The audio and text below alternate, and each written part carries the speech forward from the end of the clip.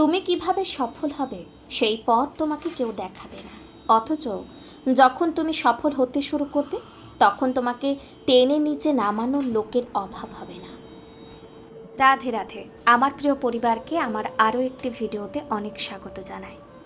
আজ আপনাদের আবারও একটি দর্শনীয় স্থান দেখাবো। আমরা গিয়েছিলাম বিষ্ণুপুর। এমআইটি রোড পেরিয়ে এবং বিষ্ণুপুর ঢোকার আগে একটি শ্মশানকালীর মন্দির পড়ে। আসার সময় আরও একবার মায়ের দর্শন করলাম। এতটা শান্ত ও নিরিবিল পরিবেশ যে আপনার অস্থির মনকেও শান্ত করে দেবে নিমেষে। মায়ের মন্দিরের পেছনে এই যে বিশাল বটবৃক্ষটি দেখছেন, এই বটবৃক্ষের শীতল ছায়া আপনার শরীর ও মন দুই শীতল করে দেবে। এই জাগ্রত মা এবং দর্শনীয় স্থানটি আপনারাও দর্শন করুন। ভিডিওটি ভালো লাগলে প্লিজ লাইক, কমেন্ট, শেয়ার করবেন।